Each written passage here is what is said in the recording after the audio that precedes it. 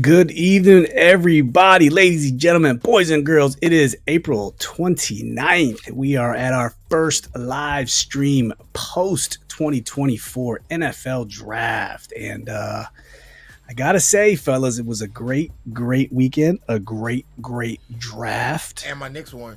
And you stupid Knicks won, man. We don't care too much about your Knicks around here. We Wizards family, boy. Yeah, on one hand, I want to say Wizards family. Fuck the owner Harris because he's a Sixers owner. But on the other hand, I'm like, yay, hooray Harris because he's a Redskins / Commanders owner. So I'm like, it's a battle for me to root for this guy. Yeah. But I'm glad we have him. Except on hopefully his team sucks tomorrow. And to help us bring in this post draft recap, we have a special guest, our guy from the Burgundy Zone. Let's welcome Mr. One Kyle Roenick from the Burgundy Zone. Kyle, thank you for joining us. Give him a round of applause, everybody. Well, thank you. There's too many applause. You know, I pulled my sunglasses out of here because I didn't get the memo, but I'm glad. It's okay. It's kind of what we do. We did it on your show the other day, but it was a better theme because what is the theme that you were trying to pitch with Jaden with the sunglasses the other day on the Burgundy Zone there? I just saw that people were complaining about Jaden wearing the sunglasses for interviews and stuff like that. Like, I don't know what the whole thought process is behind it, but you know what? I'm here to support our quarterback, right? And I feel like that's a good thing for everybody to be wearing sunglasses, just to make it normal. That way we for our guy. It is, man. It is. And I mean, I've worn sunglasses on this pod for many months at this point. So, I mean, I'm for it. So, Phil, you're the trendsetter. Maybe Jaden Daniels is a closet Commandthispod fan. And because we always have the sunglasses on in here, whether it's me and Steve, or it's the three of us, some combination. So. Kyle was calling him the Daywalker, which has a Blade reference, which I liked a lot. No, it's the Daywalker. Yeah, especially because Adam Peters said, like, he specifically said he was like Jaden Daniels slashes as a runner. Yeah. Like it a lot, man. Well, thank you for joining us, taking time out of your evening to join us. We are going to say hi to a couple people in the chat. Of course, wouldn't be a live stream without old Yam in Japan, back in the continental United States. Yam, thank you very much for joining. Amir, our boy Amir, good evening, Yam, command this and all. Amir actually hit on one of his mock draft picks that he sent us last week. He can tell us in the chat, Amir, which pick you did hit on. Yes, this is DC Sports Country. You are the lone winner, the lone winner. I think that, yeah, the lone guy with the good NBA team. Yeah, I can't say that and a baseball team because I'm a Yankees fan too. We had too much winning in this year. We have our two chips, man. We got our two chips. We're good. And my college teams are good. So I mean, usually not now, but we historically were good. Yeah, Louisville. Historically okay. Football, we're good. We're going to be good this year. Watch. We're going to that college tournament, dog. We went last year. They had 12. Yeah. Hey, we going, bro. We going to the tournament. You think so? Yeah, fuck yeah. 100%. Speak it into existence, I guess. That's what you need to do. We're going to be a top 12 team, bro. You're a Louisville dev? Yeah. Well, yeah, I'm a diehard Louisville fan. Born and raised Louisville. Yes. Okay. So he always has he was pushing for us to get Lamar. He did have a little bit for Teddy B back in the day, coming out of Louisville. But one of the craziest injuries that we've ever seen, man. We're like in the pros when he just completely severed everything. Like, what did they said? It was like his knee was just hanging off. They said it looked like a war injury. Yeah. It was bad. It exploded. Yeah. It wasn't a break. It was I remember in college when we got knocked out in a game, man. Like somebody hit Teddy Bridgewater. He was completely knocked. I want to say it was Virginia Tech, man. The Marcus Vick game. Oh, Marcus Vick. What an underachiever, man. The bowl game? I want to say it's either, maybe I'm wrong. I think I'll take that back. It was John Bostic that did that shit for Florida. Florida. Yeah, Florida. John Bostic. Okay. John Bostic. He was kind of good. Teddy Bridgewater knocked him the fuck out, man. Like cold. Not gonna lie. He was kind of good in Florida. We whooped Florida's ass though. So yeah. I actually met John Bostic's boy at our honeymoon in Cancun randomly before we signed him, and he really, he was like, he is honestly, he has the best family. They're the nicest, kindest people. Just obviously, just not towards Teddy Bridgewater. I feel like I would like Jean-Baptiste, but I would never like for him to play again. That dude was terrible. Yeah. That guy was shit. But hey, in college though, couldn't have told me anything different. Right. He's definitely an athlete. Yep. Who are you telling?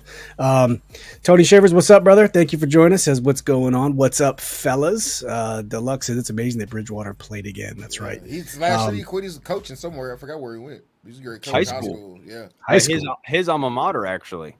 Yeah. Who's? That has to be in Florida somewhere Teddy's, then. Right? where he No went to way. Mm-hmm. Really? In Florida, if I'm not mistaken.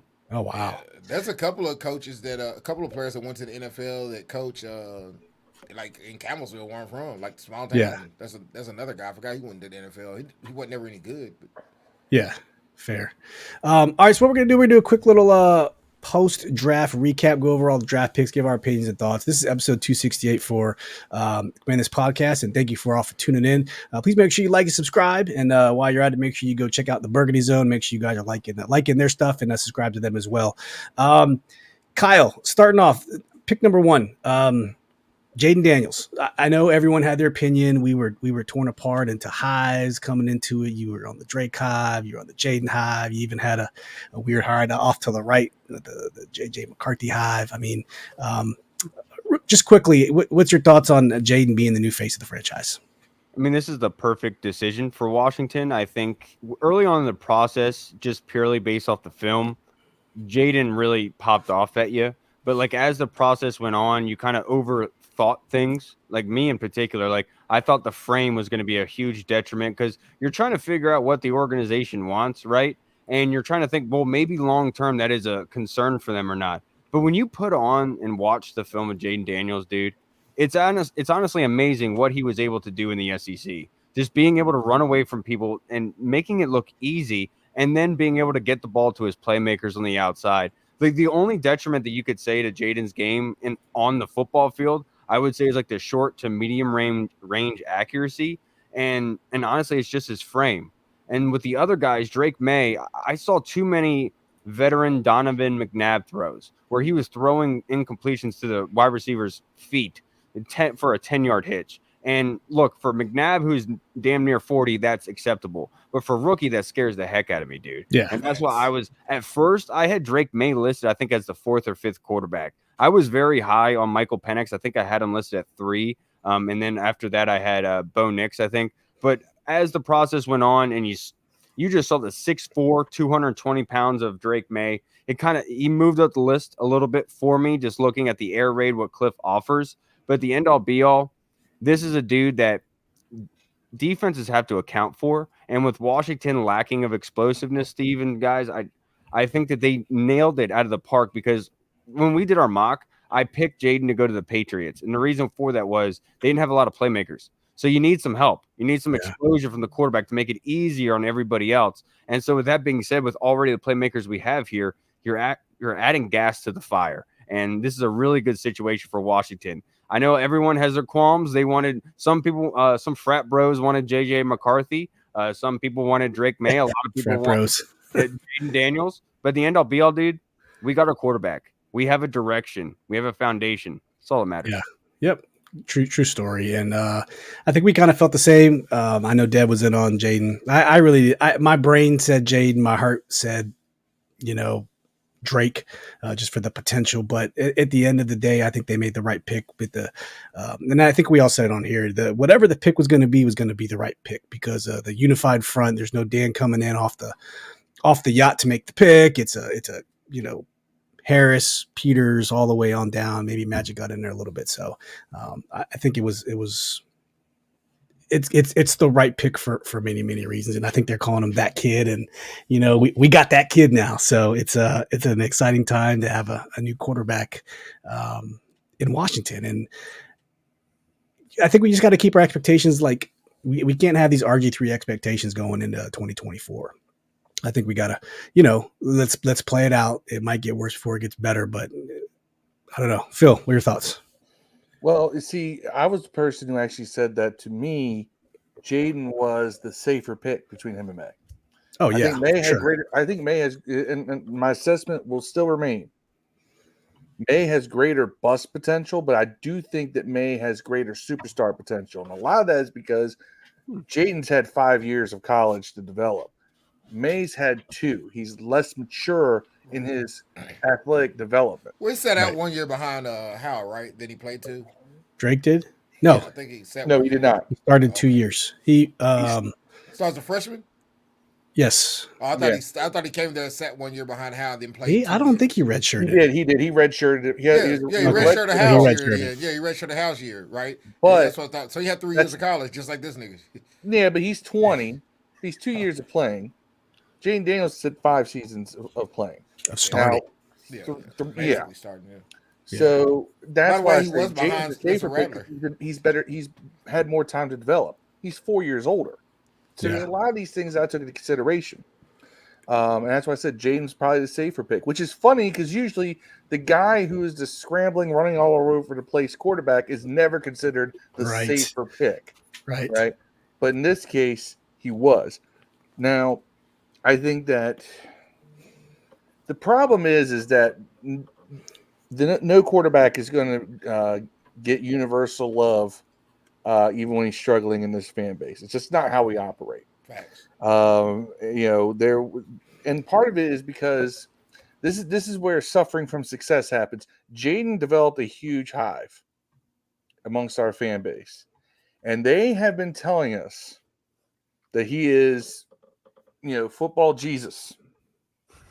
And I hope people understand that was just getting excited, because if there's going to be a backlash if he doesn't, deliver early from people who are kind of beaten over the head with this. Right. I got mad, and I even said this. I said the Drake May high formed in counter to the Jaden high. Jaden's high formed first and formed loud. And I'm just, I got to think of things from the fan base perspective as well, because we're deep in it. We wouldn't be podcasting if we weren't. But secondly, these are the people who are going to show up on game day, right? And if people feel there's this toxicity around the fan base over the quarterback, they're not going to show up to games. They're going to be like, nah, I'll just sit at home. They won't engage, and I'm blurring out. But yeah, my camera loves to do this to me. But anyway, I thought it was me. I was like, some good shit. I ain't know. Smoke weed every day. Hey, Kyle, by the way, you look like Vanilla Ice with them glasses on right now. You're not the first one to say that. Tony Shivers probably dying laughing. I gotta see it. He was the first one to say that. Drop that zero, get with the hero, bro. Kind of see it. Let's real quickly say hi. What's up to Marcus Eland, Sports View 2 on Facebook. Please go check him out. Marcus, thank you for joining. Our boy T-Ho says, hello, guys. How's it going? T-Ho on YouTube says, how you been? I'm happy about our draft. We nailed it. I know T-Ho was really all in for Jaden, and Adam Peters, we trust. That's right. And you know what? I'm going to sum up everything I said. I'm happy with Jaden Daniels as a pick. I'm behind him. So can I make there you go. Can I make a point to Phil's point? Like I was the complete opposite of Phil. I thought that Drake was the long-term safer option, but to Phil's credit and defense and point here, the VR virtual training that he had and him getting 200 to 300 extra snaps, showing the work ethic, going from the Pac-12 to the SEC, doing it there. I think Phil has a really good point of saying that. Yeah. No, straight up. That's legit. That's what's up. Tony Shever says, yep, he is Vanilla Ice. That's it. Yeah. Utah, what's up, Utah? Thanks for joining us on YouTube. Says, thank goodness the draft is over. Ready for the next step. Let's go. Hashtag raise hail. Love the new release of that hashtag raise hail. So many different ways you can roll with that. I think it's better than HTTC. So props to whoever marketing person came up with that. That was good stuff. Like it. Wole says, I just hope folks are patient with Jaden Daniels. What's up? Thank you for tuning in. Wole's the co-host of the Urban Sports Scene. He's also on 1340 AM Fox. Everybody know urban just really means nigga, dog. Like, radio. Wole, please correct me if I'm wrong. I think I got that right. I think he's down there in the Richmond area doing big things down there. So, okay. Yeah. I think you go on down there with on the radio down there sometimes too, don't you? Yeah, but I don't think it's the same radio station as the one I call in is CBS, but he has 1340. And he does a really good job. Wole does. He covers a lot of stuff: basketball, boxing, if I'm not mistaken. Yeah, they do some good work out there. Dev, real quick, what's your Jaden opinion? I didn't know it, but go ahead. Oh man, happy. I'm very happy I would have been cool with May, to be real honest. Now, if the rumors are true and the second choice would have been McMuffins, fuck no, bro. I would have snapped, bro. I would have snapped. But yeah, I'm glad we got JJ. I'm glad we got a game breaker. About time like I said, man. I didn't want to get another Chrysler 300. You know what I'm saying? I wanted to get a Lambo in the driveway, bro. Yeah. We got enough nice cars, dog. We need something to turn heads, bro. Yeah. That's such a great point, Dev, because I said like Jaden is like the Lambo and Drake May is more so like the F-350. You know, Chrysler just 300. Built like a truck. Patient. Yam says patient. Oh, sure. I think this is a little different than the RG3 era. We didn't draft a quarterback. The coach didn't draft a quarterback because he didn't like the first round pick. If you want to call Sam Hartman that version for undrafted, we'll talk about that. But I think there's going to be patience because there is no better option. But what's patient mean though? Does that mean that we play Mariota? I mean, I would rather go 0-17 with Daniels than 7 wins with Mariota. Whatever the plan is. I think patient means is that if he does have bad games in his first year or two, you're not clamoring to say this guy sucks. We need to move on. You know, exactly. I think that's what they mean. Don't call for his head. Right. Yep. Deluxe says raise hail, ride violent. That's right. Just like that defense is supposed to ride violently, man. We will see. DT, what's up, DT? Thank you for checking in, man. We appreciate you.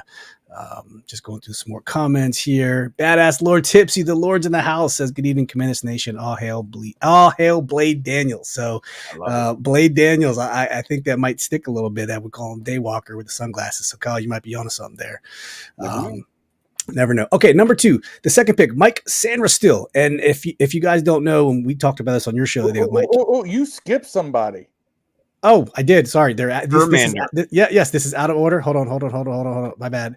It number 3. Where'd you go? I lost number 3. Number 3. Right? Technically, when it loaded up. All right, let's talk about Jerzon / Johnny Newton while I get this thing uploaded here. Kyle, what's your take on the whole trade down situation and how it worked out, and what do you think about Newton as our I think it was the number 36th pick in the second round?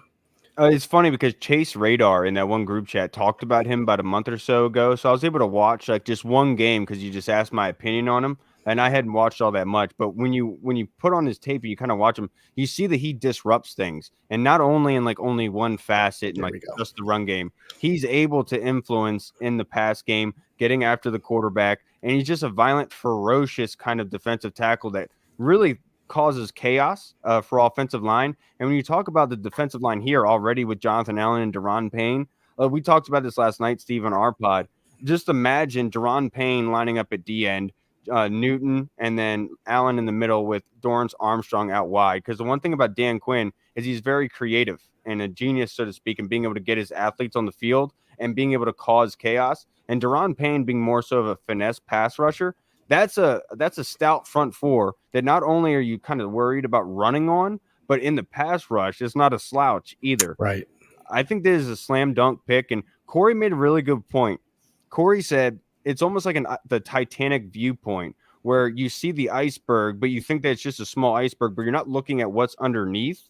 And ultimately, that's what they're kind of looking at here with Jerzon Newton and saying that we don't know what's going to happen in 1 or 2 years, but we already have another bullet in the chamber in case that does happen with the older DTs. We can talk about all day that we have a plethora of these, but it's a good problem to have because you need to win in the trenches. And we can complain about offensive line, but defensively was probably one of our worst seasons last year, and we have to get back to that. So getting Newton, who's pissed off, who's ready to come into the league, is a first-round grade who should have been taken in the top 15. The Falcons passed on him, and it is kind of ridiculous that happened. So I'm glad that we got him here. We got a badass, and hopefully he raises some hail.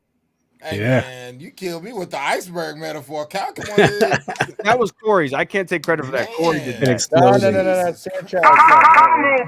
Explosion.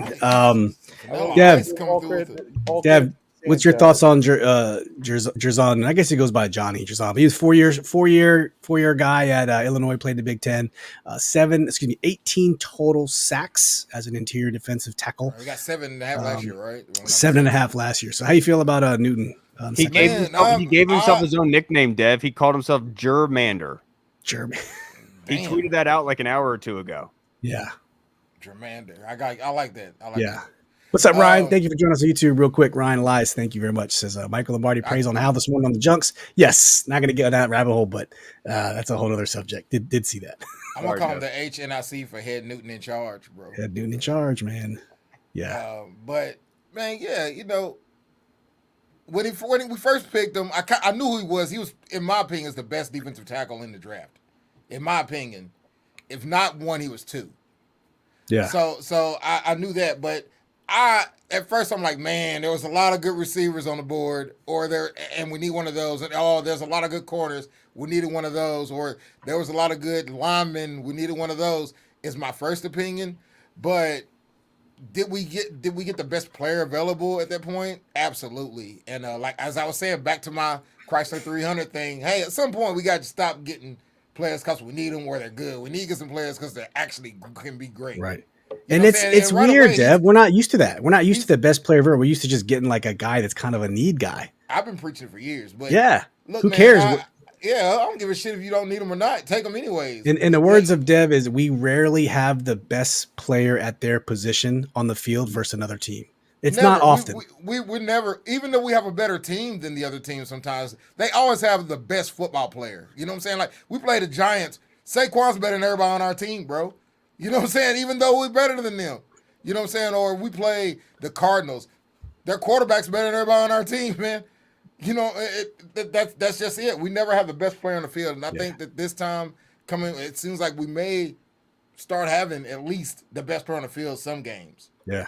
Well, the way I kind of look at it, boys, is like let's bring us back to like medieval times. Let's say football was played by bringing one guy from your team to fight one other guy that's selected from the other team. Who would you pick before the draft on our team? And there's only maybe like one or two guys you'd probably be able to feel confident in. But Newton, I would be like, okay, pull that guy up. Let's go. Yeah.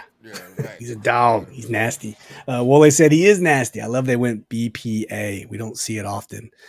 Tony says all the offensive players in round one push Newton down. Yeah, freaking 6 stupid quarterbacks.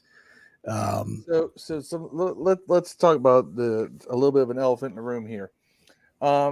This is a contract year for John Allen, right?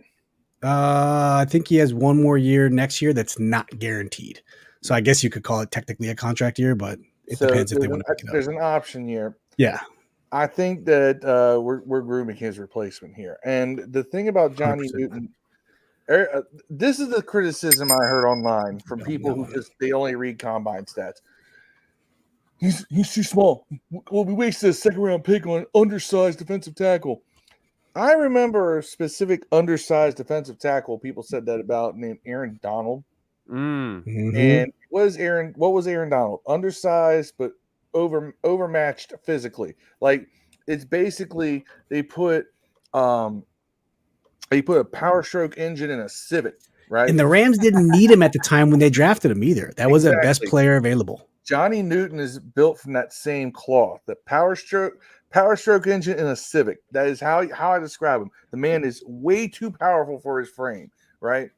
But that just makes it harder to handle because guys like that tend to get really good leverage. And that's one of his strengths is that he does get underneath opposing defenders, blockers, so forth. And I think that is going to be key. Now, of course, we're projecting at this point. Man hasn't played a down in the NFL just like any of these other draft picks. But that's why I like the pick because even though he's a little undersized, relatively speaking, he's 295 pounds, but he's super strong, he's agile, and he's a playmaker. And I think that he will raise a lot of hell in that line. And because of that, that frees up everything else. And I think that's going to be key to this defense is create havoc in areas, draw attention to yourself, free up everybody else. He'll make his plays. So Yeah. DT says, I believe this kid's going to be special, like lead the team in sacks with the least snap out of the DT group. If a couple years ago, if you remember, I think that was F.A. Obata. His like efficiency rate was just stupidly through the roof. He got like no snaps. Does this mean that, I know that we can't this year, like we can't get rid of Allen this year, but does that mean that he's probably a trade? We can't. Could be. We can cut him with no a very small consequence next year. But Yeah. I'm saying, like, would you? Somebody. What have you? Do you send in the San Fran for Ayuk or something? Who knows? If they offered it, I think Ayuk comes off the for table John a little Allen. If John Allen for Ayuk straight up.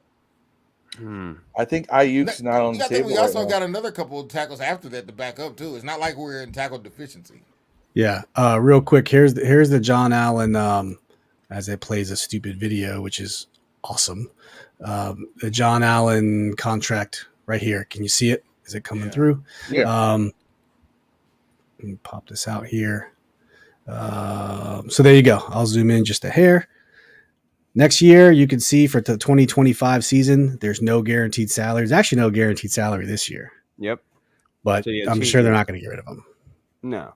Well, like the one thing, John Newton is 6'2", listed at NFL.com at 304 pounds. But him being, like you could say, is a little bit smaller, but he still has 32 with 3/8 arms. And when you talk about kind of like offensive tackles, that's the kind of arm length you're kind of looking for. You'd like to be over at 33 mark. But being a DT, even being smaller, he still has those long arms. And I loved Phil's explanation with the leverage, because that is incredibly important for defensive tackles, and winning against those blocks is leverage. Yeah. And Kyle, I'd like to address this question to you here. So Yam said, I don't get traded back with the Eagles. Someone did the math on it, and based on points, we only had like 8 points, something small like that. What do you think the logic was for them to go trading back? You know, the Eagles eventually took Cooper DeJean, however you want to say it. 2.0. Nah, I don't know about that. What was the logic, do you think, that they went through? Was it a, you know what, the guy we think we can get, maybe we're in the offensive tackle market and it's just not there? It makes more sense. Like, what do you think was going through their mind and why they traded back with the Eagles? I think that they're looking at it and saying that when Joe Witt got here, right, he said he had a certain couple things that he wanted. Arrive violently, wanted smart players, leaders, right? And I'm not saying Cooper DeJean is not, but when I watched him, I wasn't overly impressed with the tackling. I wasn't overly impressed with the coverage skills. When I saw that and they traded back from it, I absolutely loved that idea, because Sainristil is the leader on that defense. And the fact that Sainristil, somebody who played wide receiver for 3 years, then goes to corner and is the captain of that defense, of the best defense in college football, I won a national championship. You trading back regardless of that situation, that shows smart ability there. And look, everyone likes to hype up Howie and being able to go get Cooper DeJean. But I'm going to say this right now. If you have Cooper DeJean having to come up and tackle Brian Robinson in the open field, who do you think is going to win that? Oh, B-Rob every time. B-Rob's beating down most corners, so let's be real. That's true. That's true. But my whole point is, like, the whole thing is everyone was flipping out about Cooper DeJean like he was the next big thing, right? And what all my point is, this is them saying, we don't like what's right here.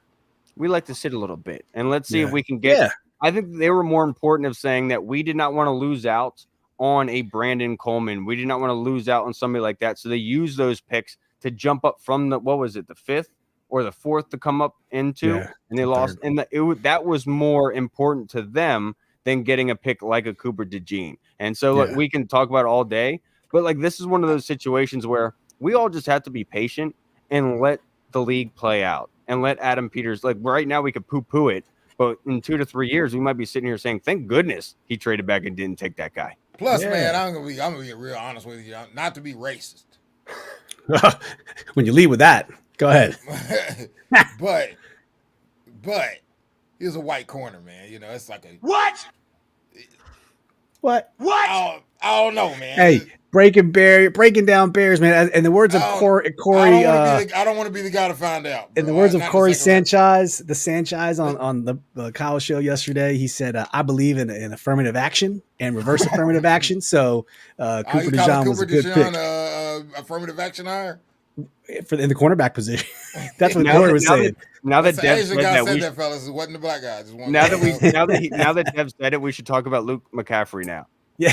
Right, yeah, we're in the upside down. Right to it. Yeah. We're in the upside down where the best quarterbacks in the league are black and the best running backs are white, Hey, bro. it's a great time to be in the NFL, man. It's a like a great weird time to world. be No, in the NFL. all jokes aside, Cooper is a Dijon is a plus athlete, bro.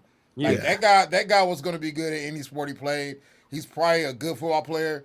At worst case, he runs back kickoffs in a now league that kickoffs are very important. That also is when we get to McCaffrey, how I feel about him. Like at worst case, you know what I'm saying? This guy can run these kickoffs back, bro. At worst case. So I do think he would have been very valuable. But I do like Kyle said, man, if you weren't in love with that pick and someone was close, man, trade back, not only get a guy you like more, but get another player also. And you know, it's some A+ work done by our front office. I don't think I've ever said that shit. Yeah. Well, I looked in the pre-draft, Steve, and I kind of looked at it and saying, like, you have 36 and 40, and since they're right next to each other, like, let's say there is one guy you really like in Newton, and it would be smart to trade back with that 40 if there's another player that you are targeting that you want to move up for. That 40 spot was the perfect selection there, because most likely Newton would have left at that 36 spot. No. And I think you nailed it because, like Yam was saying, why the point scale, all that stuff. So we went from 40 to 50. We went from 78 to 53. And I think they saw the value in the 78. Let's just call it 80 for beer math, 80 to 50. The level of talent at 80 rank versus the 50, you're going to get two probably starters with the 40th and the 50th pick. So that's what they did. And they went from 152 to 161. So I think that 78 pick that we had to go to 53 from there was where they saw this is the value and this is what's going to make it right for us, because we don't see the guy we really like at 40. So I think that's where they were going with it. But going on to the next pick that I messed up the last time, Mike Sainristil. So Mike Sainristil, cornerback out of Michigan. This is the pick that got Skip Bayless all up in arms. He was crying on Twitter. He was essentially just complaining and crying. And I know we read it the other day on your show. I'm just gonna read it again here if I can pull it up here. But he was really pissed off that the Commanders essentially drafted Mike Sainristil. He's like, while Mike Sainristil's making plays in the national championship, he's a playmaker all over the field. You know, the Cowboys are doing nothing, even though Jerry says that he's all in. So, Kyle, for our third overall pick, cornerback Mike Sainristil out of Michigan. What's your thoughts? 5'9", 182 pounds. We kind of talked about him before, but the one quote that stood out to me was the Adam Peters talking about his pro day and how he was even lining up at wide receiver for the quarterbacks at the pro day, was the best athlete on the field at that time. And not only is he a guy that can play in the slot for you, bringing that leadership ability, he also can blitz, and he also brings the pain. You've seen some of those highlights of him coming up making tackles and really inflicting his will upon an offensive guy. And that's the identity that this team wants to achieve and go for. And so he fits that box. And when you have Bill Belichick and Nick Saban applauding and celebrating it, I think he's done something right. Was this the pick where Nick Saban was like, you can't teach you can teach players certain things, but you can't teach them timing? Was this the pick he said that on? I think so. Yeah. Phil, what's your thoughts on old Mike? So I'm going to say this, Mike, and not for the reasons that we all remember this guy, but Mike reminds me of another 5'8", 5'9", 180-pound corner we used to have named Darrell Green. Not in speed, but what people forget about Darrell Green is that Darrell Green was actually one of the best run defenders at corner you'd ever seen during his time. He would come up and play the run and tackle. Like, it's funny because you had some all-world corners that played during Darrell's time. You guys like Deion Sanders and all that just would not tackle. Darrell Green was smaller than a lot of these dudes, and he'd come up and would just lay it on people, right? That was one of the things that actually made me turn positive on the Forbes pick last year, was that Forbes was very physical for his size. Now, Sainristil carries his weight better. He carries some weight compared to Forbes, but he plays at that very physical style at corner. And that always helps because, back gets wide outside of your edge, and you got to corner it and come up and make the play. That's willing to come up and make that play. I will take that guy all the time. So Great pick. I was very happy with this pick. And looking at the way they have him listed on some of these websites, the college version of Pro Football Reference ever, former wide receiver. So the guys that convert from former wide receiver to cornerback usually have the better hands, because a lot of times when you can't play wide receiver, what do? You become a DB. So and usually those guys have better hands than guys who are just pure DBs. But he's a slot guy. He's a slot guy. Yeah. Let's not get it twisted.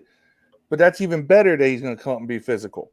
Yeah. You want slot guys who are going to be physical because a lot of physicality comes their way. What did he run his 40 in? I didn't even remember that. You want me to look it up right now? I got pulled up. Yeah, go for it. Yam says, speaking of pro days, why are people griefing down me for going to Drake's? If they are, dude, who cares? If they are, then they don't deserve your time of day. Why would you grief someone just for going to a 447? Okay, not too bad. With a 40-inch vertical. Phil's what was it? 447 with a 40-inch vertical. He's a super athlete then. Wow. Yeah. Todd Samuel, star of our last live stream during the draft, says, don't sleep on Brandon Coleman, left tackle. Yep, we're going to talk about him just in a second, guarding Jaden's blind side. Oh, we didn't go to LSU. Graded out better than Trent Williams coming out of college. What does graded out mean? Yeah. Do you mean by Raz? Because it's somebody to protect his boy. Yeah, I understand Todd is the unemployed publicist for Jaden Daniels. Okay. Trent Williams has been the best tackle in football since he was a tackle in football, dog, in the NFL. He's the best tackle in the NFL since he became an NFL player, bro. And that's insane. And he's still the best tackle in the NFL. Right Todd brings this to the table. Man, he's a taller pick six. This is how he thinks. We love you understand Todd. Any quarterback that's not Jaden Daniels, their nickname is Pick Six. Pick Six JJ, Pick Six Drake, Pick Six Sam, Pick Six guy, bro. Pick Six Penix. Yeah. It's Pick Six whoever, because apparently does sound no cool. quarterback is good in his estimation except Jaden Daniels and Taylor Heineke. Yeah. Fair enough. I'm a big fan of this Mike Sainristil pick. A lot of people underrated this pick. Some people say could have been the steal of the draft. I don't know. I'm not skilled enough to understand that, but I'm just glad he's with us. And I want to see. Hold on. I didn't get to talk about Sainristil. Go ahead, Sainristil. Talk about him before we transition. Mikey. Yes. I want to see if they line him up on receiver sometimes just to fuck around. I just want to see it happen, dog. You never know. I just want to see it happen. By the way, I'm foreshadowing because if you play me at Madden, it's going to happen. You're going to put him over at you're going to put him over there? I'm going to cheese every opportunity I can at Madden, dog. I'm going to dog walk everyone at Madden this year, bro. I was beating the shit out of y'all with Heineke, dog. What do you think I'm going to do with this nigga, dog? I hope you do. Hey, my boy Kool-Aid said he's going to be like a 64. I don't give a shit. He's going to be a 90 speed and a 90 arm. Watch. That's all I need, bro. That's all I need. You can't get hurt in Madden, bro. I'm running right over you. You can't get hurt in Madden. No injuries.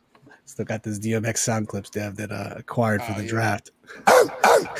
Steve, just a little backstory, Kyle. Steve. Don't listen to Dev. If he had lost, if we didn't pick Jaden Daniels, he was going to lose a bet where he had to sing "My Niggas" by DMX. Karaoke. I just put words in my mouth. Talk is cheap, motherfucker. Man, I don't know. That's what he was saying. Dev claims I was going to say that. I told him because he's Asian, he could say "My Ninjas." Yes, that makes it right. All right, moving on to the third pick, potentially my favorite pick in the NFL draft, because tight ends are probably my favorite position on the team, is Pause. Yes, Paul's. Ben Sinnott, tight end, Kansas State. This was a much-needed position. We did acquire Zach Ertz in the offseason, and we still got John Bates, and we got Cole Turner, and I think Amari Rogers finally not injured for the first time ever. Who knows? But we got Big Ben Sinnott, four-year freshman. He had he kind of listed as a fullback, transition to tight end sophomore year. Didn't play his on the stat book, he has 2 freshman years for whatever reason. I think the COVID year kind of messed that up. But last year finished with 49 receptions, 676 yards, 6 touchdowns, and he had a blazing 40 speed. Don't quote me on that. But Kyle, let's start with you, man. What do you think about Ben Sinnott for our next pick? Absolutely love this guy. We induce his draft show with me, Adam Aniba, and DT Sensei. We looked over Ben Sinnott, and that was our number 1 or number 2 tight end going into this draft. And the Chris Cooley comparison gets brought up, and you've heard Adam Peters say that Ben Sinnott is almost like if George Kittle and Kyle Juszczyk had a baby, they'd be Ben Sinnott. And the one cool thing about Ben Sinnott is he came on as a walk-on. And when he came and walked on, he was 200 pounds. So in this time, he's put on 50 pounds of muscle, and he's really geared himself in getting here. And we talked to Zach Selby yesterday, Steve, and he talked about this, a multi-athlete, played hockey, likes to lay dudes out there, like my co-host Reed does on the weekends. And this is a guy that's a multi-athlete who is used all over the field. The best way to look at him is like a Swiss Army knife, where Kansas State used him as that fullback. They would leak him out for fullback screens, and he's very good in the open field. I like to say that if he was drafted by Miami, what they would do is they'd use Tyreek Hill and Waddle to be able to pump you up north and then give the ball to Sinnott underneath so he could then have that cushion to get upfield. Because when you have a 6'4", 255-pound guy, nobody wants to get in front of that to stop it. That's just pain waiting to happen. I think this was a very good selection. You talked about the trade back from Cooper DeJean, right? This was why. It was Ben Sinnott. They did not want to lose out on Ben Sinnott, and that's why they did it. Would you be happy with Cooper DeJean and not Ben Sinnott? And I think that's the question you have to ask yourself with that trade back scenario. And in my personal opinion, with Jaden Daniels here needing to operate in the middle of the field, getting somebody like Ben Sinnott being at 6'4" is a perfect situation for a young quarterback to develop with his tight end, and that way you can kind of give him a safety glove, just a safety blanket when he gets out there. Yeah. Amir says, I think it's pronounced Sinnott, like part of the government. I don't know. Sinnott, Ben Sinnott, Sinnott. He's going to be our tight end. And then, like you said, Kyle, I agree. Perfect. A tight end to me is one of the new young quarterbacks' best friends in the NFL. Aside from mobility, tight end is one of the best friends. So, Dev, what'd you think about Big Ben, Dev? Start with you first. I wonder how we're going to use him. He runs like a 4.5, 4.6, 4.6, something like that. Like better than average speed, I guess, for a tight end, maybe. But yeah, 4.68. I want to see how he run. I want to see what they play him at. If he's a straight up tight end, I wonder. If he's an H-back, a guy lining up with Ertz, coming out the backfield, like Jazezik or whatever his name is at San Fran. Juszczyk. Yeah. Juszczyk. If he's used like that, then that's a win there. But if he's straight up tight end, I kind of want to see it, man. I know he can block, like at the point of contact block. I don't know if he can drop back and pass block. Has anybody seen that? Anybody seen those highlights? He's a formidable blocker. He's not going to. As a pass blocker, he's not going to be able to go up against normal DNs, right? But he does a good job of having the fundamentals. Like, he shows the motivation to block. Like, I really did not like Jatavion Sanders. I did not like Jared Wiley, specifically because of the blocking. You think he beats Amari Rodgers? You think Amari Rodgers is still in play here at the third tight end? He obviously could be. He has the athleticism. He has the upside. The former quarterback, he's athletic as all heck, and obviously he has it going for him. But I think Ben Sinnott being the draft pick of this regime, politically, I think you're probably looking at it saying, they're going to give him the shot to be able to come in and do this thing. So we're being corrected in the chat. Apparently, it's not. Sinnott. Okay, yeah, and those upside down E's don't tell me shit, brother. I don't even know what that means. Spell it like an idiot because I'm an idiot. We've been putting the emphasis on the wrong syllable. It's Sinnott. Sinnott. Ben Sinnott. Okay, so Callow said it right. Ben Sinnott. Okay, Sinnott. It's not Sinnott, but it's Sinnott. Gotcha. Yes. And Ben's first syllable, not the second. And Ben Sinnott, we do have to say this. Him being 6'4", 250 pounds, he ran the 4.68 40, a 40-inch vertical, and a 10.6 broad jump. He's a power forward, man. He's probably got the high RAS score. Very athletic. Shotgun's our brother from Packers fan stuck in Chicago. Not sure how you guys did in the on your chat. They got the lineman I wanted. But thank you for joining us, bro. We appreciate it. No, the Cowboys did. Who? They got a lineman. I thought Packers did. I wanted. Yeah. At the time when we were looking through and we made this pick for Sinnott, there were still other people on the board. There was Patrick Paul, Blake Fisher, the Roger, Rosengarten was still available. Kingsley was still on the board. Suama Taiatia. But they had Ben Sinnott rated here. So I'm happy with it. Phil, let's close this guy out and let's go on to the next one. I honestly, I think he's a great pick. It's funny because Marcus Elam says something that it's so flagrant. He says Ben Sinnott, I'm going to start trying to pronounce it correctly. Ben Sinnott is an athletic Chris Cooley. Timeout here. Why do we got to act like just because Chris Cooley was a white tight end in the 2000s that like basically he ran like he had cinder block feet? He has moxie. No. Chris Cooley was talented and athletic. We got the moxie sound. Come on. He was not a moxie guy. You do not hold career records for receptions by a tight end for the franchise by being a moxie guy. Yeah. You know what moxie guys do? They sit the bench in Atlanta. Oh. Pow, pow, pow, pow, pow, pow, pow, pow, pow. That's what moxie guys do. You know what moxie guys do? They get signed as an undrafted free agent coming out of Notre Dame. I'm full of shots today. Yeah, but man. Yeah, I like Sam Hartman, by the way. Just a drop on Heineke. I like Sam Hartman, by the way. No. So anyway, but he does remind me of Cooley in the sense that Cooley. What made Cooley great is that he could block. I think Sinnott may be a better blocker than Cooley was, and that says something because Cooley could block. He would tell you that he was an average blocker. I would say he was above average for a tight end. But his great thing was not just receiving ball, but he could get yards after the catch. I think Sinnott's somebody who can do that. He's the type of guy, catch a pass over the middle, break a tackle, and get you an extra 10 yards. That's what we've been missing from the tight end position. Yes, we didn't have it with Logan. Well done, Phil. Yeah. Aaron Hernandez. Well done, sir. Aaron Hernandez? Really? Hey, Aaron Hernandez was a baller, man. Take me all out of nonsense. Bro. Yeah, for sure. Okay, Luke McCaffrey. We got Luke McCaffrey further down in the... I'm sorry, not Luke McCaffrey. Sorry, I'm out of order. My bad. Brandon Coleman, where are you? Where did I mess it up again? So while I fix this, Kyle, please let's talk Brandon Coleman, offensive tackle. Yeah, I had to be talked off the ledge with this one a bit, and I have to be honest just about the situation. Him being 6'4", 313 pounds. Originally watching a little bit of his film going against Baylor, you saw him lunge a lot where he goes up for the block and he loses hand control. Defender's able to get away from him.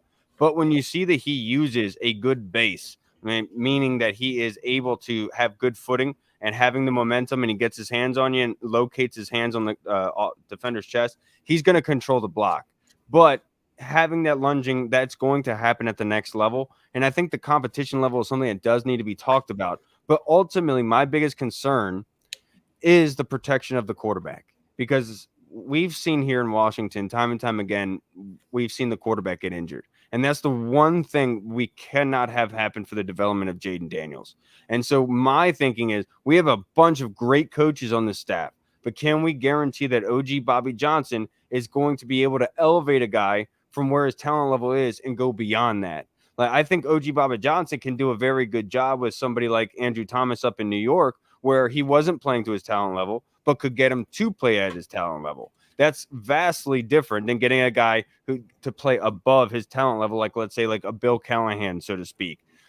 That's my big concern here. But I have to be patient myself and understand that I heard some news today. I think Thor Nystrom on Al Goldie, somebody had put on Twitter that he was actually playing with an injury last season. And so hearing that information, my viewpoint changes, because I have heard his 2022 film is a lot better looking than his 2023 film. And that would make sense if he was battling through injury. And if he did battle through injury, that's my kind of offensive lineman. I've said for a while, I want my offensive linemen to be kind of guys that get their finger bent in half and they're still out there blocking and trying to beat dudes' heads into the ground. And if that's the case, I think Brandon Coleman is a very good selection. I'm just concerned that we are going to be able to protect Jaden Daniels for all 16 games and making sure that he can be as good and be able to get better as a professional quarterback.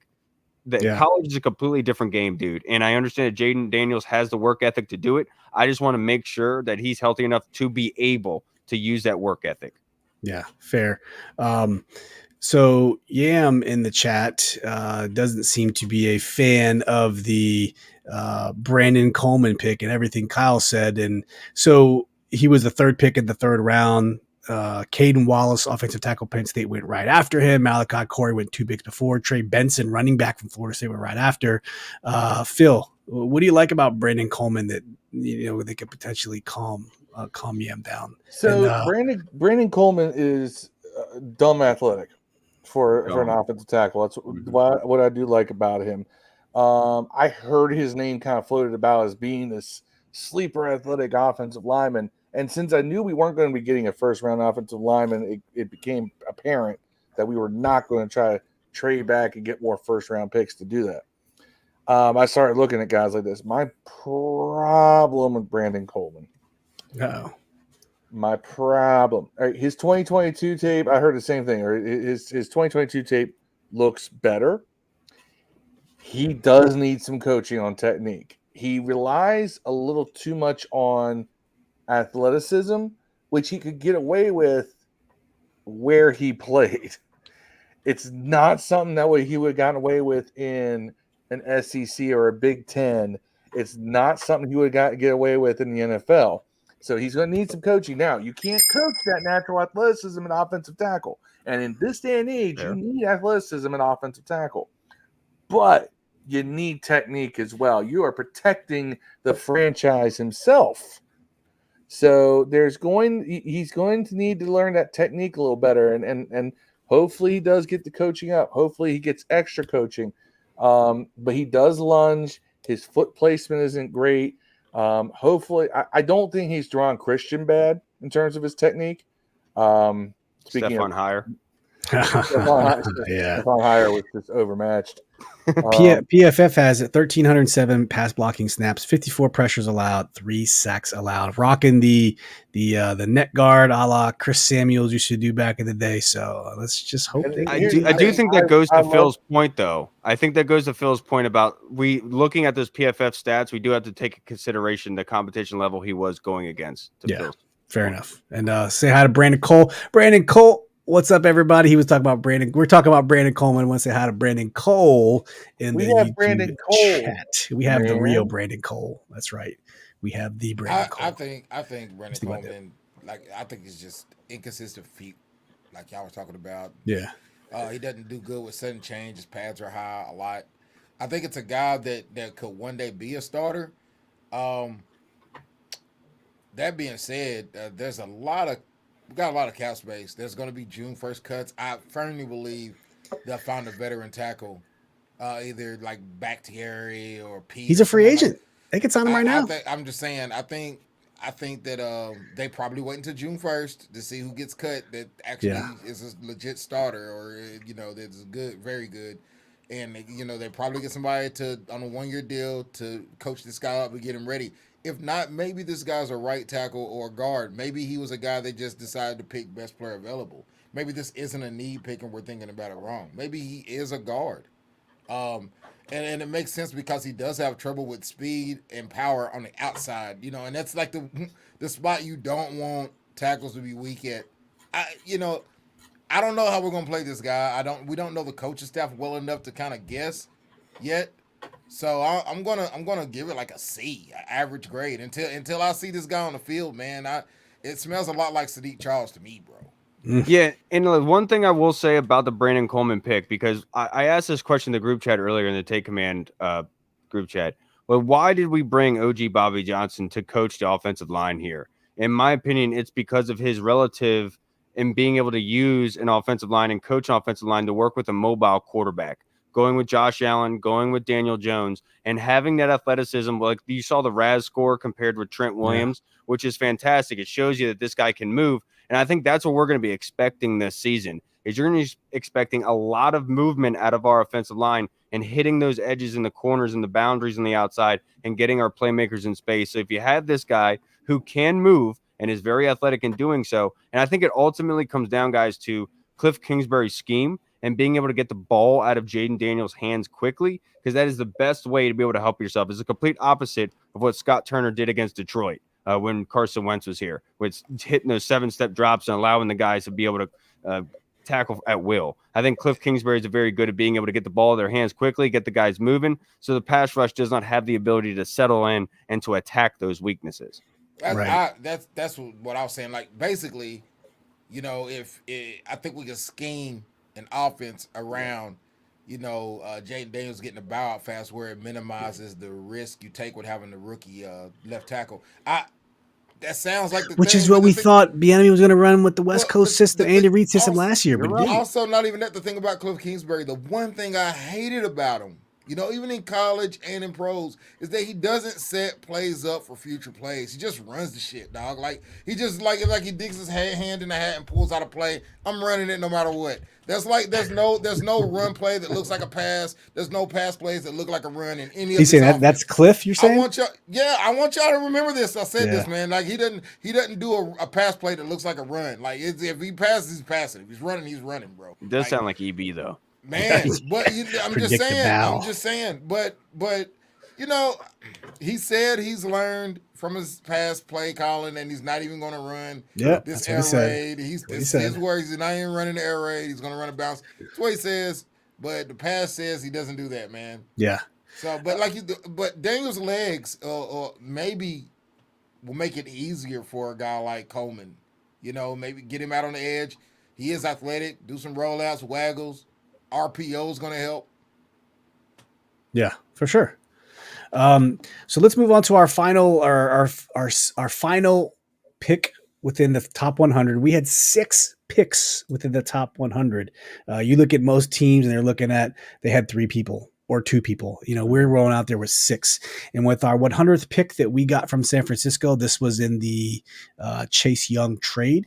We picked Luke McCaffrey, wide receiver out of Rice, former quarterback turned wide receiver, brother of Christian McCaffrey, with the 100 pick. Kyle, what are your thoughts?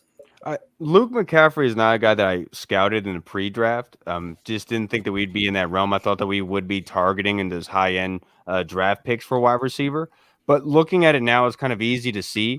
And Jake Dutton brought up that Luke McCaffrey could almost reminds him of Cooper Kupp. And I understand what he means by that, and just being able to operate as just a good body catcher for a quarterback. And we talked about Ben Sinnott being able to be that middle of the field kind of guy. I think Luke McCaffrey offers that for you. But I think the one detriment to Luke McCaffrey here in the pros is going to be everyone's expectations to be his brother. And we have to go into this saying that he's a completely different person and just be able to operate on yourself, make yourself better every single day. But coming in, being 6'2", 198 pounds, he's not going to be a physical all-out corner. He's not going to be a red zone jump ball threat. But this dude is going to try his butt off for you. And he's going to possibly even help on special teams if need be. Very good athlete, being able to do a lot of different things. I think that the athlete score is just one of those. I wasn't expecting the RAS score to be so important for a lot of these draft picks, but we're starting to see what the image of this team is going to be, and it's going to be speed, and it's going to be pain on defense. And adding Luke McCaffrey, having that chip on his shoulder, coupled with the new quarterback and the pieces around him, I think that we are ultimately building a self-sustainable offense, and that's not something that we are honestly used to. Right. I compared him to Harry Douglas. From the Falcons wide receiver. Louisville. Yeah. Phil, thoughts on Luke McCaffrey? Very happy with this pick. God, am I happy with this pick. We needed another wide receiver. We didn't need a starter per se. We needed a third guy. And this is it. This is where you get this kind of guy. Which is a starter in today's NFL. It's a starter in today's game, but it's a lower end starter. It's not. You don't need a wide receiver 1 in that position. And Luke McCaffrey, I think, is very talented. I think he can do a lot of things that we would have asked Curtis Samuel to do, minus some of the run plays. But pass plays and so forth, absolutely. He can do a lot of that underneath stuff. He can get you those first downs. He can make a play downfield. And I think that anytime you can replace a weapon with another weapon, and I don't see it as a downgrade. I don't see Luke McCaffrey as a downgrade from Curtis Samuel. I think Luke McCaffrey can get you that same production. God, I am going to kill this camera. Blurry. But whenever you're starting to make a good point. whenever I'm starting to it make was a good me. point, Yeah. it's like my camera can't handle it. But I think that Luke McCaffrey, if you look at Curtis Samuel's stats, 60 catches, 600 yards. I think Luke McCaffrey can give you that. I don't think that's. I think he can do more, potentially. But I think it was a very good pick. I think he's a solid kid, solid player. Is he his brother? No. Yeah. But who is? Yep. That's right. But he's a unicorn. So that's the first thing I'm going to tell everybody. Don't expect him to be the Christian McCaffrey of wide receiver. Right. No. Take that expectation down.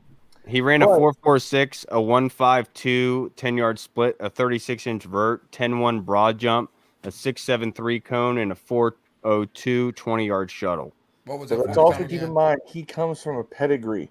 Yeah. He tries real I remember hard. watching his dad. I remember seeing McCaffrey at Because quarterback. I'm old. And Nebraska? No, I remember watching Ed McCaffrey with the Giants. I remember watching him with the Broncos. All right. Now, his dad was the prototypical possession receiver. He was a 6'5", first down grabber, jump ball grabber, surest hands in the game. One thing I like about Luke McCaffrey, he doesn't drop passes. Yeah, sure hands. Those hands are sure. And when you're Jaden Daniels and you're scrambling, you need that 12-yard completion. You got Luke McCaffrey kind of breaking his route and cutting across the middle. It's as good as having a sure-handed tight end, guaranteed first down. That's the kind of guys you need at that position, that third wide receiver. So I'm happy with it. Yep. Yam says overall this draft for him is a B. One draft does not make. Earlier he was saying, sure, Kyle, if it works, but I will hold both praise and criticism till we see how it works. A few good weeks into the season. AG. AG, thank you for joining us from YouTube. Says lukewarm on the draft after pick 67. All right, that's kind of where we are right now. Dev, real quick, what's your thoughts on Luke McCaffrey? Then we'll go into some lightning round. I really like the track, the pickup. I can't remember who else was available. At Brendan Rice was available. I'm pretty sure he went really. That was surprising that he went that late. He was at a funeral for his boy who passed away, unfortunately.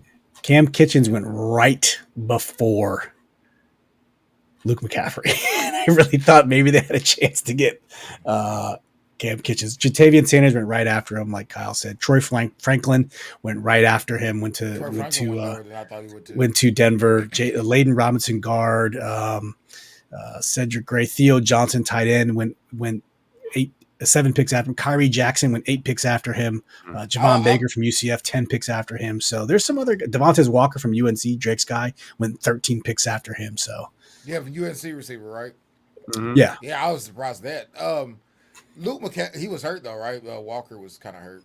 He missed 8 games or something last year from North Carolina. Sounds about right. Yeah. But McCaffrey, man, I think he's going to come in fit right in, whether it's playing the third receiver, him and Crowder doing that time, or playing special teams return. Also, he gives you the gift of having a wildcat quarterback. Yeah, emergency quarterback too. Right, although we already have 4. We'll get to that too, I guess. But I think it's a really. It seems that they seem to like Swiss Army knife type players on offense, man. Guys like this guy. What's his name? The tight end that we can't say his name right. Sinnott. The slot corner. We can't say his name right. What's his name? Sturberville. How you say his name? What you talking about? Sainristil? Sainristil. Mike Sainristil. Yeah, that's an easy one, man. Yeah. Sinnott is the one that gets us. I don't know. I'm gonna call him Vagisil if he fucks up. It's gonna be Mike Vagisil, bro. Yeah. Do your shit right. We'll see. But anyways, man, it seems like they like guys that are athletic and are Swiss Army knives. Even the Coleman seems to be that type of guy, can play multiple positions. Is more of an athlete than a polished player. I'm anxious to see it, man. I want to see how they put this guy on the field, man, and how they deploy him. Yeah, but it's a good pick. I'll give that a B. B. Maybe Tony even says, an A. Maybe they Sinnott, get the third guy. McCaffrey. Peter said we're drafting white weapons this year. That's right. Marcus said, I love Luke McCaffrey. He is a comfort wide receiver in the slot. I think that means maybe he plays outside mostly, though. That's what, people keep saying he's a slot. He's bigger than Dotson and McLaurin. It's bigger than both of them. Yes. So I mean, I think because he's white, they just assume he's going to have to play slot receiver. I really think that's the case with this guy too, because everybody they compare it to white receivers. Yeah, Deluxe saying a player to protect and 2 to be safety valves on offense. That's right. You got Brandon Coleman and you got Sinnott, and Luke McCaffrey. All right, for the next ones, let's go for some lightning round action. We'll try to keep these a little quicker. Get this comment out of the way. Kyle, Jordan McGee. So Jordan McGee was our 5th round pick 159 linebacker out of Temple. What are your thoughts on old Jordan McGee? So I was able to watch a little bit on him. The one thing that stands out to you when you do is you see the quickness in his game. When we got Jamin Davis, that's what you were kind of expecting, is that athletic speed to be able to see it all the time on the field. But it just seems like Jamin is thinking too much. With Jordan McGee, when you watch him, you see the speed in all of his movements. And not only that, in 2023, he led the team with 80 tackles, had 14 tackles for loss. He was tied for the team lead with 3.5 sacks, started 11 games with 4 pass breakups and a forced fumble. So obviously very productive. And when you talk about that Swiss Army knife, this is somebody that can blitz the passer, that can use that linebacker role. But you're most likely at the next level. You're looking at him as more so of a Will rather than a Sam or a Mike, being able to have that pass ability and stop the pass, being able to go up against tight ends or running backs in the flat. He has the speed to be able to do that. He ran a 4.46, a 4.55, a 1.54 10-yard split, 35.5 vert, and a 10.4 broad. There's a guy that has speed, has the explosion, and again, that RAS score is just jumping out to you, just getting athletes. And the one thing that stood out to me was in that draft call to Jordan McGee, Adam Peters said Ken Norton is so excited to work with you. And that is what gets me excited, because Ken Norton is invested and is motivated to get to work with this young man. And dude, if Ken Norton's excited, I'm excited. Yeah. Right after Jordan McGee, Cam Hart, the cornerback out of Notre Dame, who I think a lot of us liked.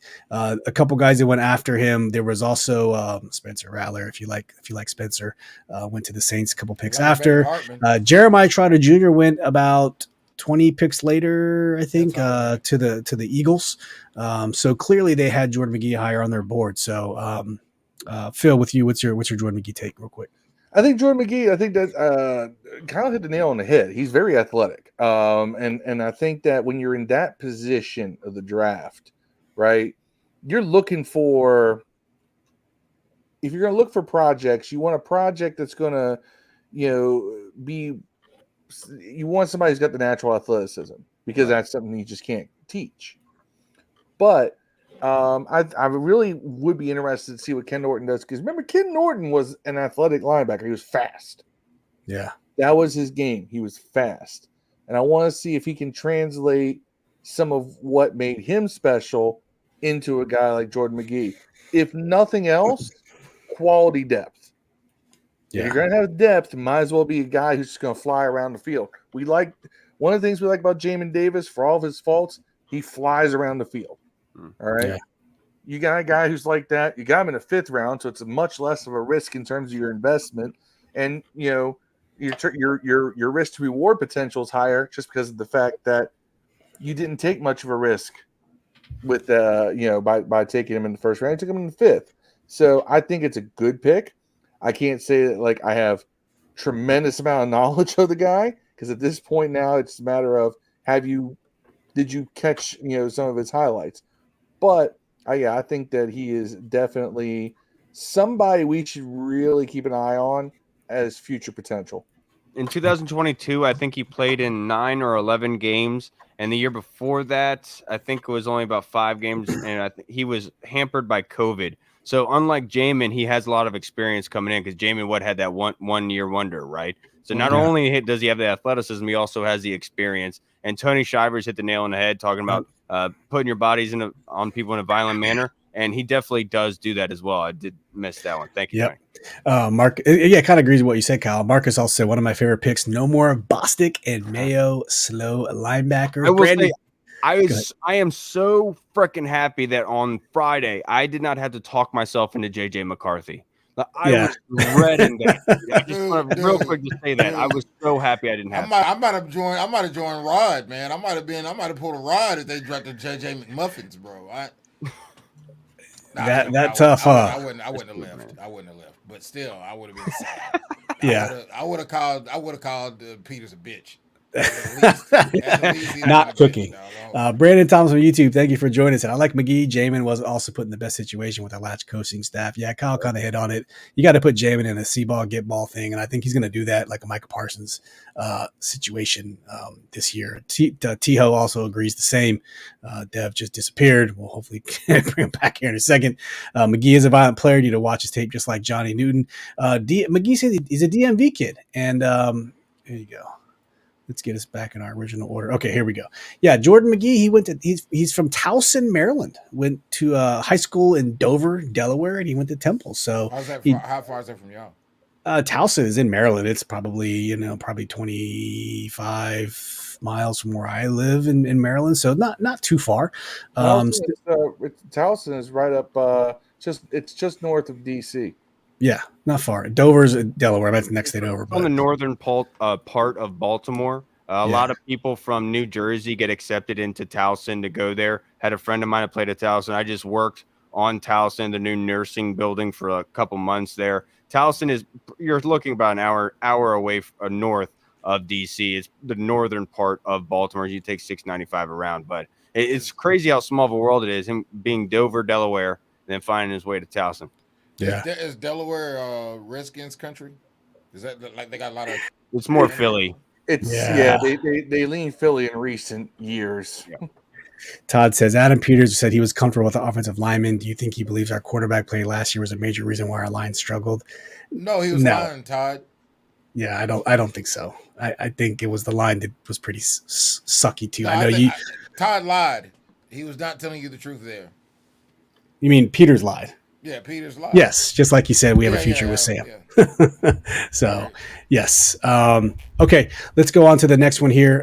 Jordan McGee. So we're from Jordan McGee to old Dominique Hampton. Dominique Hampton was this round 5, 161st pick. This was in the Philadelphia trade. Coming to us from Washington, also with old Michael Penix, a safety. Kyle, what's your thoughts on Hampton? I didn't love this pick. I thought this was the pick they couldn't win and got my boy Christian Jones from Texas, who played right tackle, and I absolutely love Christian Jones, but I'm not going to cry about it at this point because we need to talk about our boy here. He ran a 4.51, a 1.55 10-yard split, 39-inch vertical, 10.2 broad, a 6.83 3-cone, and a 4.14 shuttle. He has, I think 6 years in college playing, so he has a ton of experience. I watched a little bit of his film against Michigan, the national championship game, and he does get bitten inside. The Blake Corum would bounce it outside, and Dominique would get caught being too far inside and have to kind of trail back to come get Blake Corum, and he would not be able to catch up on him. So just understand that, yes, Dominique Hampton is a player that being at 6'2", over 200 pounds, he fits exactly what you want. But the best thing about Dominique Hampton was probably his Commanders video after he was drafted. Because you couldn't see his eyeballs very well. They looked very red. Not sure what that all. I haven't seen it. Find it. I haven't seen it. Find it. I have not seen Smoke weed every day. Everyone was commenting. You looked high as a bird, man. Yeah, Amir Bahala said this was the one pick that he got right. So Amir sent us a mock draft. Very brave of him. We appreciate it. Real quick, his mock draft was Drake May at 1, Jordan Morgan round 2, Darius Robinson round 2, round 3 Xavier Leggett, round 3 Cedric Van Pran Granger, round 3 Renardo Green, round 5 Cade Stover, round 5 Tyrese Knight, round 7 Dominique Hampton. So he did get one of his mocks, and he made it official by putting it out there. So Amir, congrats to you. It's not easy to do, man. So did we get any right on our mocks? I didn't even notice. I'd have to go back and even look, man. Probably not. We too much fantasy stuff when we did ours. Not really a fan of all the mocks, but it's really hard to be able to get this stuff right because, in my personal opinion, Devin, the interviews are the most important part. in just being able to come up with the selection. A lot of these guys are violent tacklers, but you have to kind of fit the kind of mold of the human that you want in the building. And I think that's what this kind of goes to. But Dominic Hampton does lay the wood, and he does do a very good job at that. But you're looking at him as like a special teamer. Yeah. AG says passing on Jones was definitely a missed opportunity. Which Jones is he talking about? Christian Jones. Oh, Christian Jones. Okay. Yeah. Dude, that was my number one. That I just have the draft crushes, and he was a more of a later round. PFN had him listed at 181. I was hearing that he could go as early as a third round. So I had very high expectations for him. So that's why I kind of look at Brandon Coleman with a look at it. But I do want to put a caveat in there. If he was playing injured, man, we do have to put a grain of salt with it. Yeah, that's true. Dev, you have any thoughts on Dominic Hampton before we move on to the last one? Do you see him more of a box or free? A box, strictly a box. Yeah, I don't think he makes the team. So what they used him for at Washington is they would line him up with tight end. So when AJ Barner would go out for pass plays, Hampton would come in and be able to play coverage on him. So you're looking at kind of like a Cameron Curl replacement, and he does deliver in being able to come up and make tackles and do a good job at that. But he has big shoes to fill in that regard. And you got Chin, and you have I guess it would be what's his face coming back this year from being out that injury. Jeremy Reeves. Yeah, Jeremy Reeves here too. All-Pro Revo. I think he's more of a special. Oh, Derek Forrest. Derek Forrest. It's going to be tough, man. Then you also have Quan Martin. We don't know where he's going to play now that we have a slot corner. Like, it's a good problem to have, though. I don't even think Juice makes the team. BSJ? Personally. I don't think he makes it, bro. We'll see, man. Bringing it to the corners. T-Hill says Dom Hampton was an okay player, but solid. Tony Shiver says a lot of these guys were team captains in college. And I want to go back to something Kyle said it earlier, that the fact that a lot of these guys have some crazy good athletic scores. In the group chat, we have a joke, Deuce has a hate for the RAS scores, but it's just one small piece of a larger puzzle. And, when you look at this picture right here, this is the sorry, I think the brand is blocking it here, but if we just, the most productive draft class, when you're looking at total production, a lot of these guys were captains on their teams. They all have the highest athletic scores, and this is crazy for the first 7 picks in our draft, man. It's unheard of. We're never getting the props like this, so it's pretty awesome. I'm trying to find that video, Dev. Yeah, if you find it, feel free to share it at will. But let's move on to Javante Jean-Baptiste while you're looking at that, Kyle. Dev, any thoughts on Javante Jean-Baptiste? He was our final pick, the 7th round of the 2024 draft, pick 222 out of Notre Dame. I'm messaging it to you right now, Steve. Okay, I'll post it up here in a second. I like it. I just don't know where. Brendan Rice was 3 picks away at 225. Devontae was 222. What was the reason they said he slid? Was it did he have some issue or some crap? Something happened? I don't want to put that out. Javante Jean-Baptiste? Yeah. I don't know why he slid. Okay, there it is. I'll show this one. You want me to show this video, Kyle? Yeah, I want Dev to see it. Yep. Okay. On the way.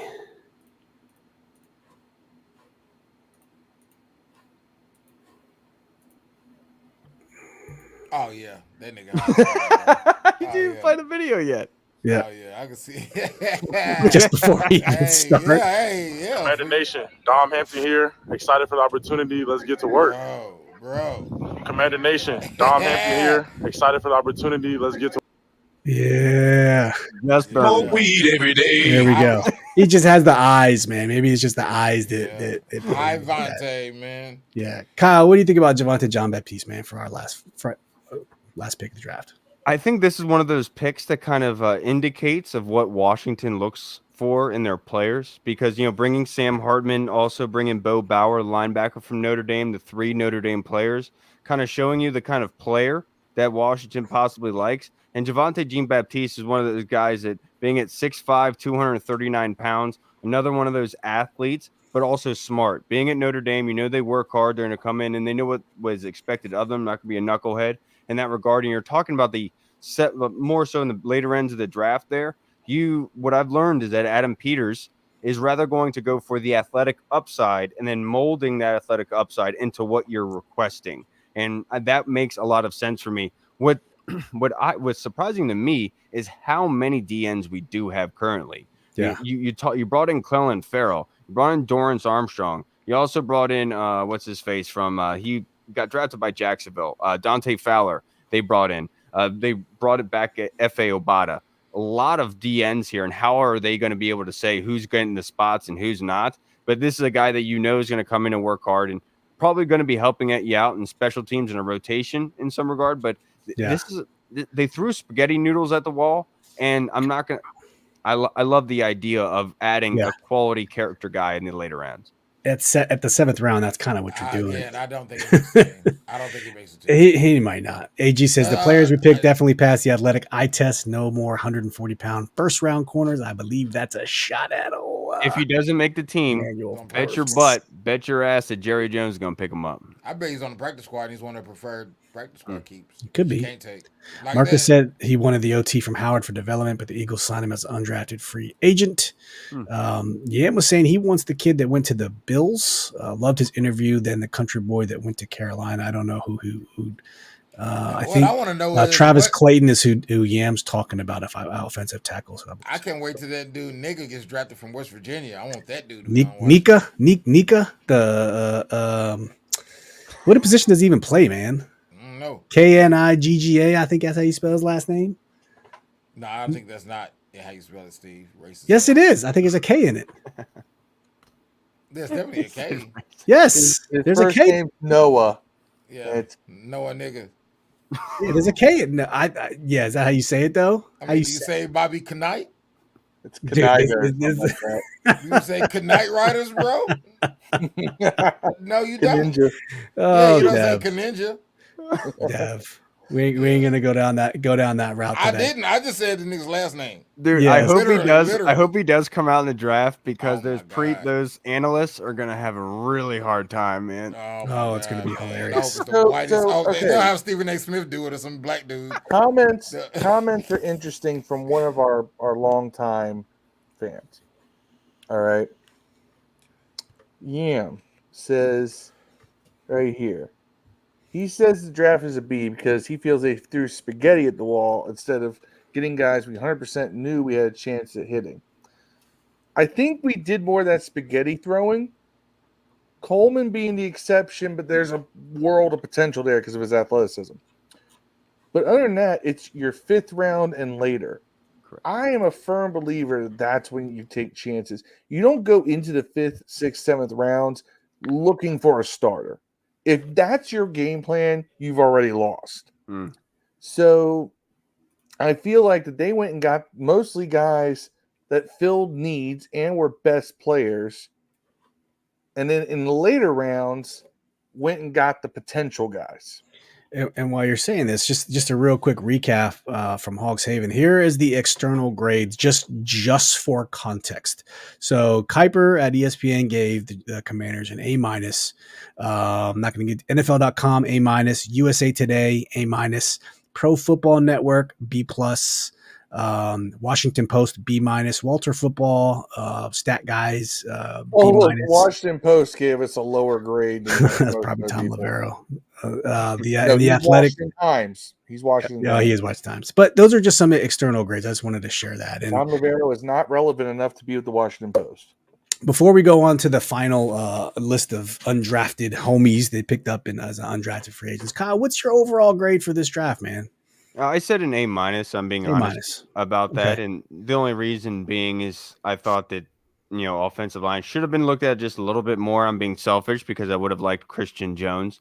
But looking at it as the first draft where they came in, they made their mark because there was a lot of hoopla, a lot of media attention about Adam Peters coming here, and they backed it up with the Newton pick on top of Jaden Daniels. And so it's almost as saying, yeah, there was a lot of talk about us heading into this draft having Adam Peters, but it's not all just Hollywood. We're coming in, we're going into the mine shaft, and we're actually going in there and doing work, and we surprised a lot of people. So I think A-, and this is the right.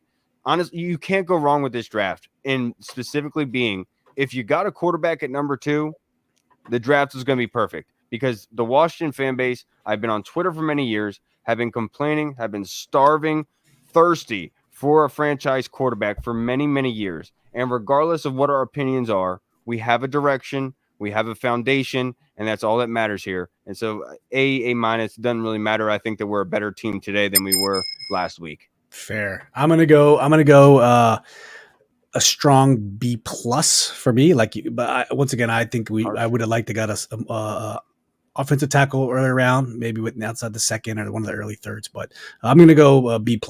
Phil, what's your grade? I'm gonna go A-. A-. Okay. A-. I mean, I wish it would have gone with a more solid option at offensive tackle. But other than that, I don't hate the Coleman pick. I just have to cross my fingers a little bit, but the rest of them, they were all hits for me. Yeah.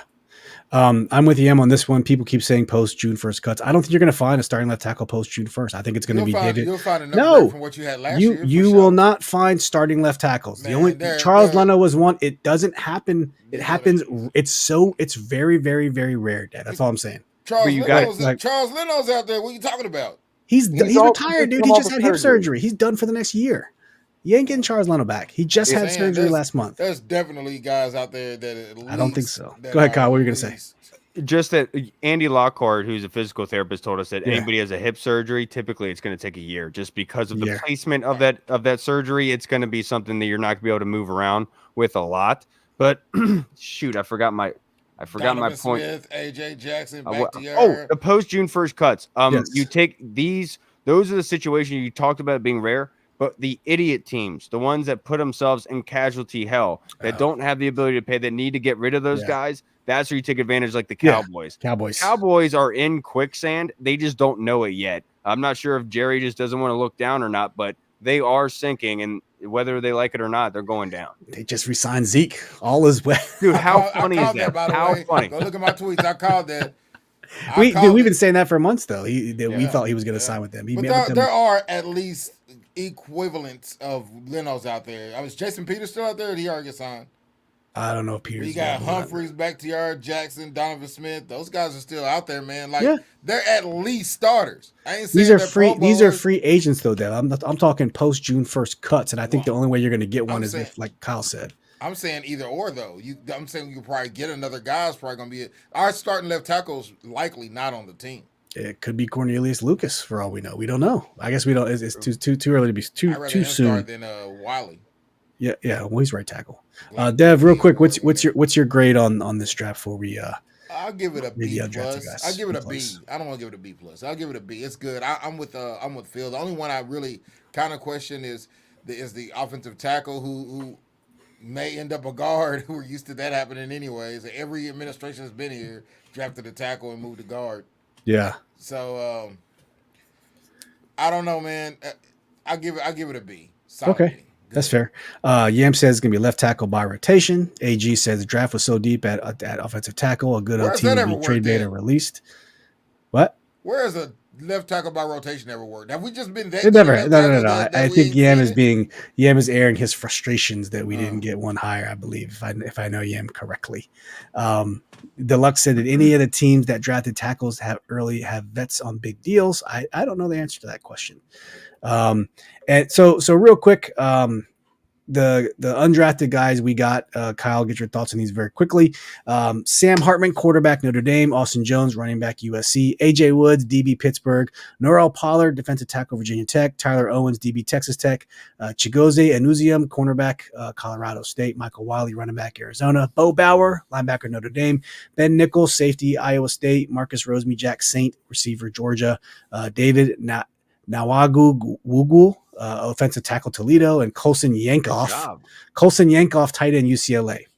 What's your thoughts on the undrafted free agents? And this will be the last topic of the night. What a batch of names and a batch of characters that we have in the undrafted free agents. Jason Owens not believing in space or planets. I think that's a guy I would love to have a conversation with. Just looking forward, I think that guy is going to be freaking hilarious. But he's being 6'2", 210 pounds. He has that prototypical size that you want as a corner. Looking at Joe Witt's defense, that's what they like, the tall, long guys. Looking back to Dan Quinn's tenure in Seattle, having Richard Sherman, Brandon Browner, liking those taller guys. I'm from Germantown, Maryland, so A.J. Woods is from Germantown. So I'm going to root for him to do well. No disrespect to the other guys. I just, being selfish here, hometown brothers, I always appreciate him. But also the best name in the Yankoff, man. I mean, my co is already going off with it. Hopefully he makes a team just so we can have that jersey. Yeah. Marcus said Leno's wife is on Twitter saying he isn't coming back. Yim's been screaming O-line for 4 years. Here we are. Same with quarterback, never addressed. Phil, any thoughts on these these undrafted guys before we shut this thing down? I think anybody who doesn't believe in any of those things probably is not even going to pass the substance abuse policy. So I'm not worried about him making the team. Yeah. I hope he's on drugs. Please. Let me know where I can get him. But I totally understand, rooting for your Moco guy. But Sam Hartman. Sam Hartman looks like Let me explain why Sam Hartman scares me. Don't give me the Brock Purdy analogy. No, Sam Hartman looks like Temu Herbert. Like you just got Herbert on Temu. So Sam Hartman, he has all the makings of the kind of guy who's going to capture the hearts of this fan base. And I'm scared just a little bit because, first of all, dude looks like he stepped right out of like the casting for General Hospital. Secondly, I told you it looks like Temu Herbert. Secondly, the dude, the running man, dude, defines moxie. Oh no. That's one handsome guy, he bro. Really feels like he certainly is a handsome dude. He's a handsome dude. It's over if he gets in the game, bro. The girls on Twitter are already couldn't throw. He couldn't throw a fucking potato in a dumpster, bro. Dude, the girls are going crazy. They're going crazy for Sam Hartman. Go ahead, Phil. I'm sorry. I mean, he looks like Bizarro. Of like Herbert's Bizarro, like he's a weird negative person. The truth is, all right, I watched him play because Notre Dame's on TV all the time, whether you want them or not. And Hartman, he's the kind of guy, like I said, does he have a lot of raw talent? No, but damn, that guy plays with heart. Like he really, he gets 110% out of himself. Why you got this motherfucker Bay watching across the screen? I'm telling you, man. He looks like baby Jesus running a. I said on Twitter, he looks like he's 39, got a 401k, and he's got a solid bank account. Man. Looks like if they ever remade Hackers, he would be the bad guy. But he looks like he kidnaps women like on the hostel. Yes, Fisher Stevens, the guy that I didn't know played the Indian dude in short circuit. I had to make that reference just because Steve Fisher found it out Stevens. a couple months ago on this pod. He looks like the guy the mobsters send out to pick up girls for the bad guys in Hostel. But he would be he does give me that Taylor Heineke vibe that if he gets a chance to play and plays well, and Jaden's struggling, Dude, I think Mario would go before Sam Hartman. Now, fan base loves them a backup quarterback. They did make Sam Hartman the largest guarantee amount of money out of all undrafted free agents, like $250K, I think. So they're giving him $250K whether he makes the team or not, which is kind of crazy. Somebody find this shit. Find what? Chris Carter video about Hartman. It's funny. Oh, I haven't seen it. Don't know what it is.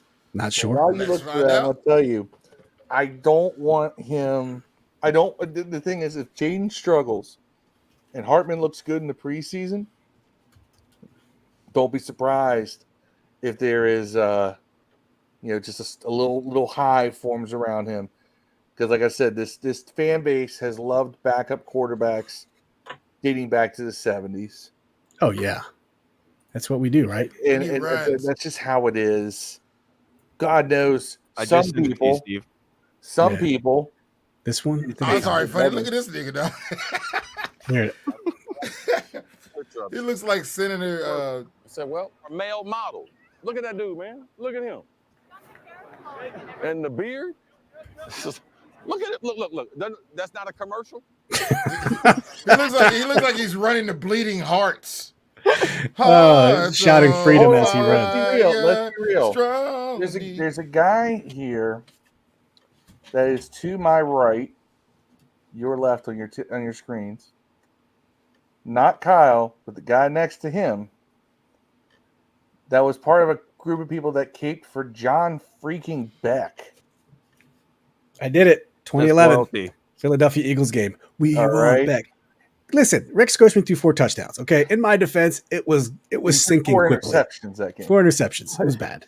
But what I'm saying though is that Sam Hartman is better than John Beck.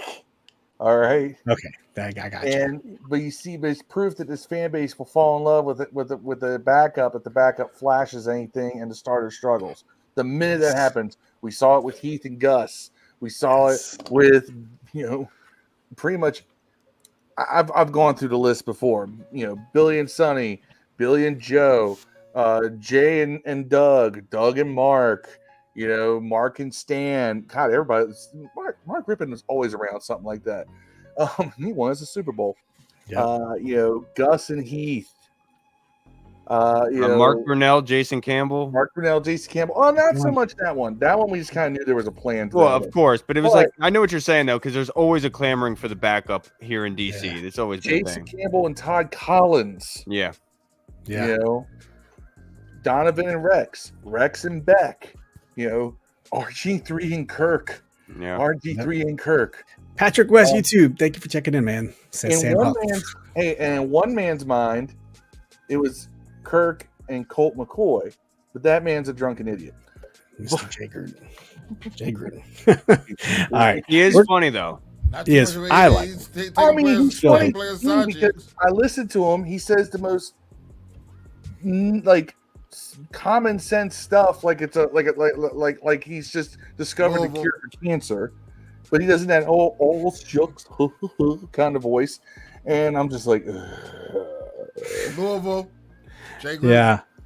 All right, we're gonna shut this one down. Kyle, sorry, went a little long, man. Hey man, hold on. What? X-Men this is where Dev throws out the random X-Men subject. was dope, dog. I need to watch X-Men 97. I'm letting y'all know. Right on cue. Yeah, man, Shogun was dope. There's a new show called High Hope. I think it's on Hulu, maybe Netflix, probably one of them. It's called High Hope. It's about a weed store. It's pretty dope. It's like a reality TV. It's funny. Nice. Check it out. We want to thank Kyle from the Burger Zone for taking time out of his evening to join us. First time ever. Hopefully, first of many more. Kyle, we're just really bad about getting guests on here. So thank you so much for. Dude, I had a blast for joining us, man. We like to cut up on here. Yeah, man. You can't make fun of people like we can do on here. You can't call what's the thing? Vagisil. You know what I'm saying? Right. This is where you can let loose and not care. Right. But Kyle, can you please tell us where we can all find you out in the ether?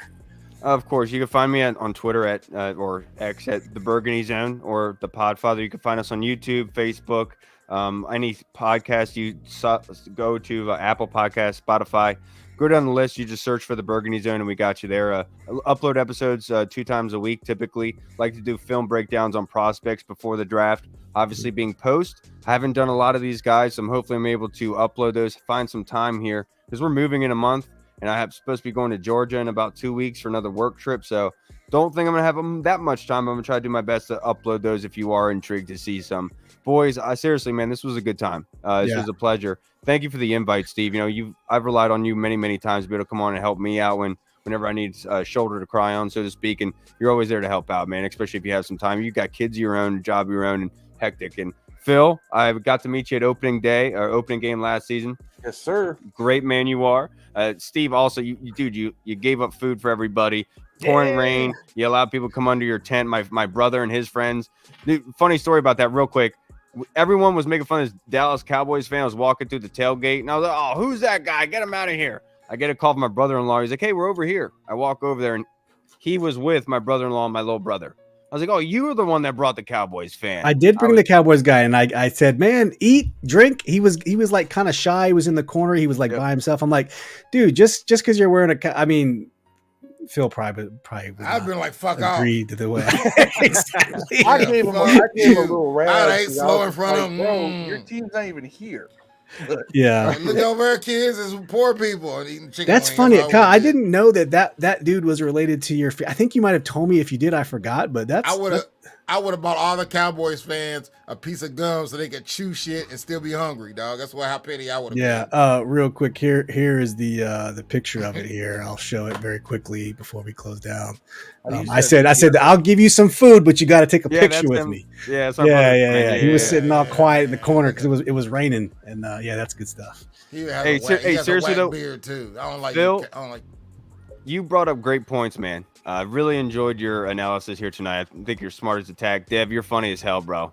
You made this really, really fun. And Steve, you did a great job orchestrating this whole thing, man. The glasses, we pulled it off. I seriously really enjoyed it, boys. That's what we do.